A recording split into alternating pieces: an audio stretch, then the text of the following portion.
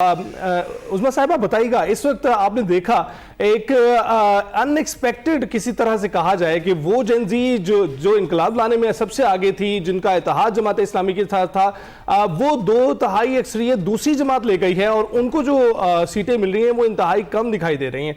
आपको लगता है ये एक्सपेक्टेशन पहले से कहीं से मौजूद थी?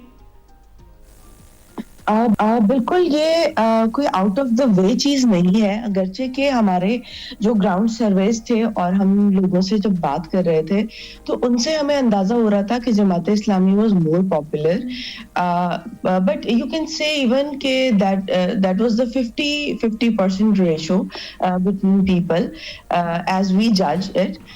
लेकिन ऑब्वियसली जब हमने देखा और लोगों की एक्सपेक्टेशंस भी बहुत थी, मतलब लोग हमें रोक रोक कर कह रहे थे कि जमात इस्लामी के लिए दुआ करें, और लेकिन बीएनपी की सपोर्ट भी एज वेल यहाँ पर मौजूद थी और बीएनपी स्ट्रॉन्ग पार्टी थी।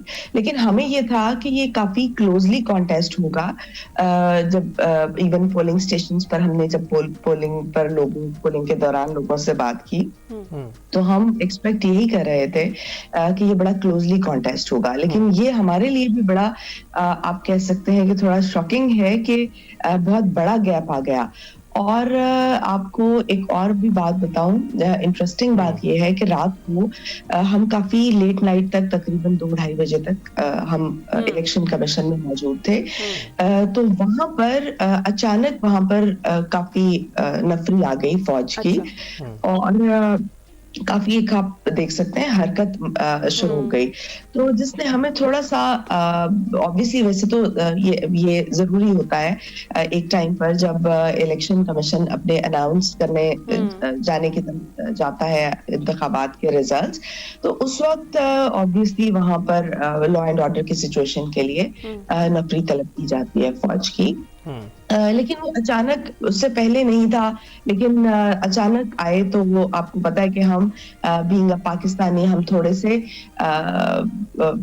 आप कह सकते हैं कि आपको लगता है दैट वाज द पॉइंट जिसने सारी सिचुएशन को टर्न करके रख दिया? क्योंकि आपकी तरह हम सब यही कह रहे थे कि बड़ा क्लोज कॉन्टेस्ट होने जा रहा है, कांटे का मुकाबला होगा, लेकिन इतना बड़ा फिर गैप आ जाना। लेकिन उसके ऊपर मस्बत चीज ये है कि जो शफीकुर रहमान साहब है वो यही कह रहे हैं कि मुखालफत बराए मुखालफत वो नहीं करेंगे, जब सरकारी नताइज आएंगे तो उसके बाद अपनी बात रखेंगे और तामीरी और मस्बत सियासत करना चाहेंगे वो आवाम के लिए।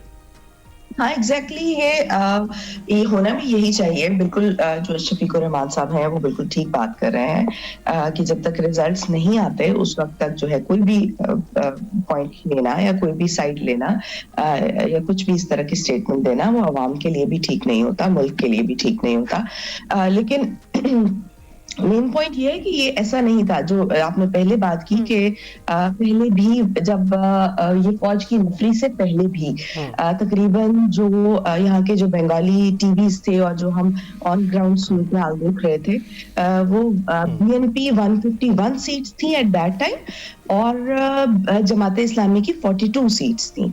सो अब ये सिचुएशन उसके बाद डेवलप नहीं हुई है। ये मैं आपको अपना आंखों देखा हाल बता रही हूँ। तो ये उसके बाद I think law and order की जो सिचुएशन थी उसके मय्यज लेने की पेश नजर ये नफरी तलब की गई। बिल्कुल ठीक है। डॉक्टर साहब आपकी इजाजत से उस्मा साहिबा से एक और सवाल करने की इजाजत दीजिएगा।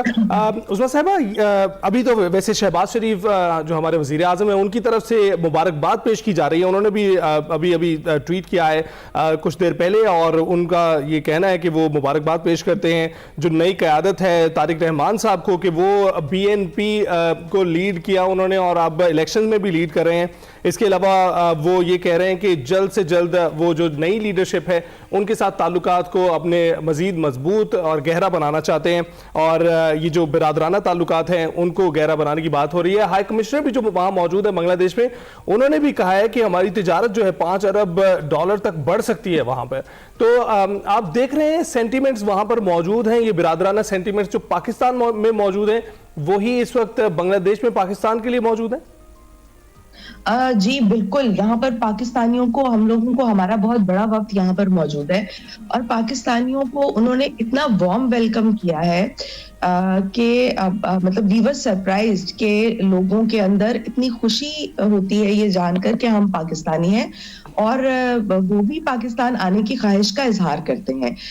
जहां तक हाई कमीशन और यहाँ पर हमारी गवर्नमेंट की और गवर्नमेंट के ताल्लुकात की बात है, तो पाकिस्तान की तरफ से पहले भी ये स्टेटमेंट दे दी गई थी कि जो भी जीतेगा, या हाई कमीशन ने यहाँ पर लोगों से जब पार्टी हेड से मुलाकातें हो रही थी तो उस वक्त भी उनको ये यकीन दिलाया था कि जो भी बांग्लादेश के अवाम, उनके लोग फैसला करेंगे, जो भी गवर्नमेंट आएगी हम उसके साथ जो उनको वेलकम करते हैं और हम उनके साथ चलने के लिए, बेहतरीन तरीके से चलने के लिए हम तैयार हैं। राइट, बहुत बहुत शुक्रिया उज़्मा रूमी साहिबा, आपने हमें ज्वाइन किया, खुसूसी तौर पर हमें वक्त दिया, आपका बहुत शुक्रिया। अच्छा डॉक्टर, हम बात कर रहे हैं, जिस तरह से उज़्मा भी बता रही थी कि वही सेंटिमेंट्स वहाँ भी पाए जाते हैं, और जिस तरह से इंतखाबात हुए, इतना बड़ा गैप आया, डेफिनेटली कुछ ना कुछ मेजर फैक्टर्स रहे होंगे। इसके साथ साथ इंतखाबात के साथ साथ जो नेशनल रेफरेंडम हुआ है और करीबन जो 66% वोटर्स हैं उन्होंने इस्लाहात के हक में वोट दिया है, इस पर आप क्या कहेंगे? 73% जो इस्लाहात पे वोट दिया है उन्होंने, उसमें ये बात समझ में आती है कि रीस्ट्रक्चरिंग चाहते थे वो, अपने निज़ाम की रीसेट चाहते थे, क्योंकि उस निज़ाम ने खासतौर पे जनजी को कुछ नहीं दिया बल्कि उन पर जुल्म और सितम किया गया।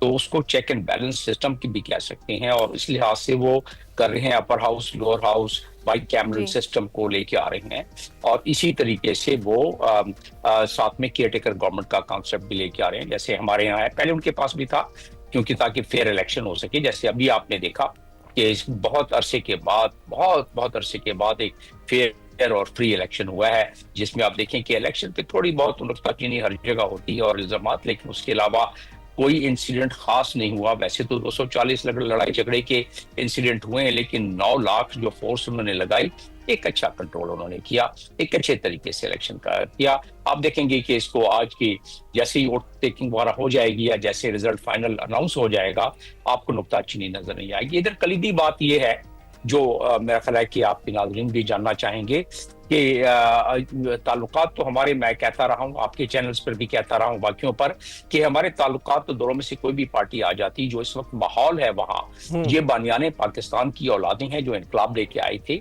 और जो वहाँ फीलिंग है वो जेन्युइन और ऑर्गेनिक फीलिंग है। उसके लिए हमने कोई खास काम नहीं किया, और हमें और मजीद अभी इस पे अगर थोड़ा सा काम करें तो ये मोहब्बतें बहुत बढ़ेंगी, क्योंकि ये ऑर्गेनिक है। और अगर आप मौलाना बाशानी की बात करें, हुसैन शहीद सहरवर्दी की बात करें, मौलाना फजलुल हक की बात करें, तो ये सारे के सारे पाकिस्तान के बनाने में इनका बड़ा किरदार, अहम किरदार है। तो उस लिहाज से इसको आगे बढ़ाया दिया जाए। और क्योंकि चाइना पिछले 18 महीनों में काफी ज्यादा प्रोजेक्ट्स उसने इंट्रोड्यूस कर दिए हैं, उनका अभी जैसे ही इंडिया की जगह तंग हुई है, चाइना ने वो जगह ली है, तो हमारा उसमें भी एक ट्रायो जो बनता है सीपैक के हवाले से, BRI के हवाले से, हमारे ताल्लुकात के हवाले से, और हमारा कॉरिडोर तो पहले ही बन गया है। देखिए आपके जो वहाँ हमारे एयरलाइन भी शुरू हो गई है, ट्रेड भी शुरू हो गया, लेकिन पोटेंशियल बहुत ज्यादा है। हम देख रहे हैं पोटेंशियल वाकई बहुत ज्यादा है। डॉक्टर साहब, आप कर रहा था लास्ट पॉइंट, जी मैं तवक्को कर रहा था कि प्राइम मिनिस्टर मुबारकबाद के साथ ये भी कह देंगे कि और उनको दावतनामा आना चाहिए, हमारे हाई कमिश्नर को वहाँ उनसे डिप्लोमेटिक कम्युनिकेशन करनी चाहिए, हमारी तरफ से जाना चाहिए किसी को उनकी वोट टेकिंग सेरेमनी में, और वो एक आगाज अच्छा होगा। अगर हमने ये स्पेस लूज किया तो इंडिया ले जाए। बिल्कुल ऐसे ही। डॉक्टर साहब, बहुत अच्छी तजवीज़ आपने दी, थैंक यू वेरी मच। इस वक्त बांग्लादेश के इंतखाबात पर बात हो रही थी, अभी आप चाहेंगे।